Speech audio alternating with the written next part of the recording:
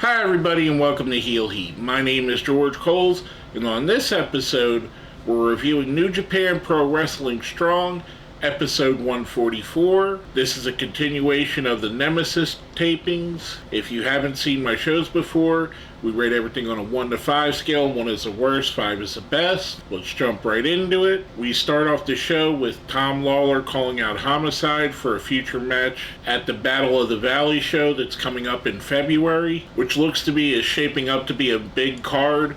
We're already going to see Mercedes Moné, aka Sasha Banks, versus Kyrie there. And there's another match that's going to be announced later on the show that's going to be there. With just those three matches, pretty solid card just based on those. Going from that, we go to our first match of the show. We get Che Cabrera going up against Mascara Dorada. I thought this was a good match. I do feel like this match never really got to its apex. It felt like the whole entire match was nothing but setup. Like there was a 3-act play and we got act 1 and 2, but the third part was left out. It wasn't, as I would say, a bad match per se.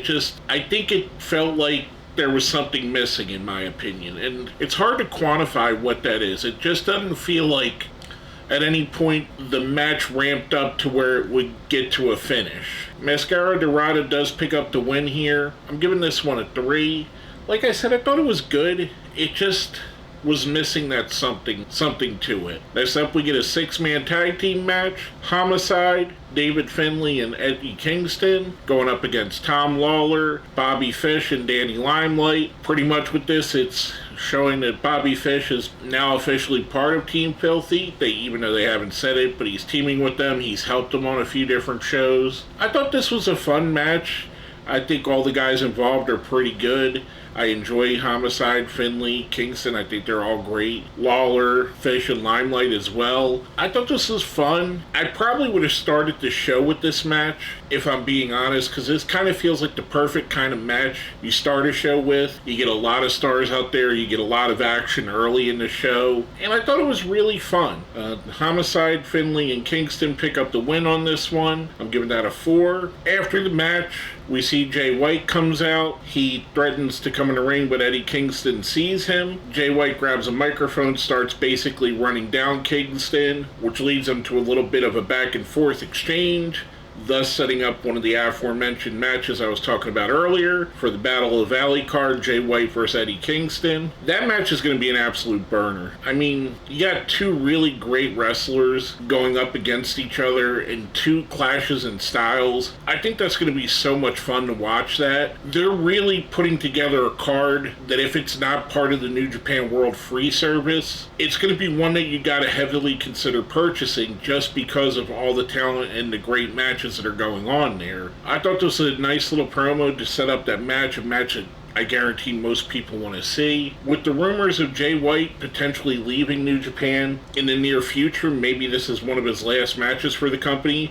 Maybe he leaves before this. I highly doubt that New Japan would plan something like this if they had an inkling that he might be leaving. So who knows? It's going to be interesting to see. That's a card I'm really looking forward to. Now we get into the main event of the show. This is a match that last week I said I was really looking forward to. Jeff Cobb going up against Bad Dude Tito. Again, I thought this was really fun. Two guys with a very similar style, yet different enough to make a compelling matchup. It really worked with these two. Bad Dude Tito is kind of in the mold of Jeff Cobb. He's kind of a successor, someone that's following Jeff Cobb's influence, I guess you would say. And not in a way where he's a carbon copy. He's doing his own thing. He's doing it in his own way. And that's when wrestling is at its best. When you can take and you can implement something that someone like a Jeff Cobb would have laid as a groundwork as how to wrestle, and you add your own flavor to it and you make it something different. Something like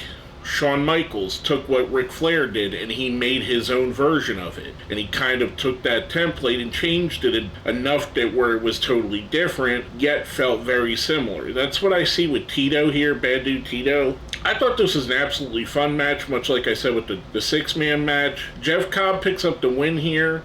No shame in Bad Dude Tito losing to a guy like Jeff Cobb. I'm going to give this one a 4 again. I thought it was pretty good. Overall, I'm going to give the whole show a 4. Other than the weirdness of that first match and it felt like it missing something. I thought the two matches were pretty good.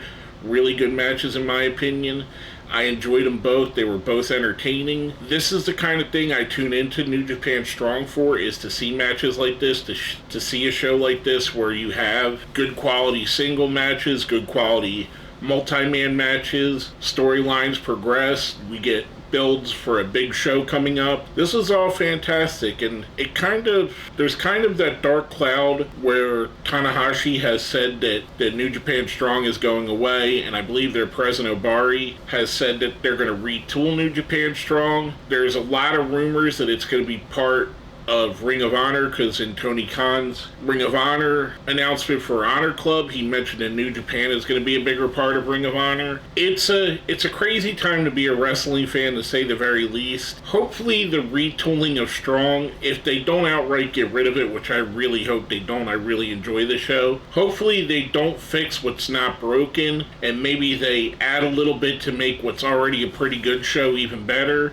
I wouldn't want to see him make it longer. I wouldn't want to see him go to a 2-hour show. I think the 1-hour show fits perfectly for what they're doing. Maybe lean a little bit more on the sports entertainment for a North American audience. Maybe if that's what their goal is, to grow their imprint in America using this. I can understand that. I've said it myself. I'd like to see it more formatted like one of the old studio shows where you get interviews and promo segments and such, along with the great matches. Again, overall I'm giving the show a 4. I thought it was highly entertaining. And if you made it to the end, let's smash that like button, share the video, subscribe if you haven't. And if you made it here, let me know you made it all the way to the end. Let's put Bad Dude Tito in the comments.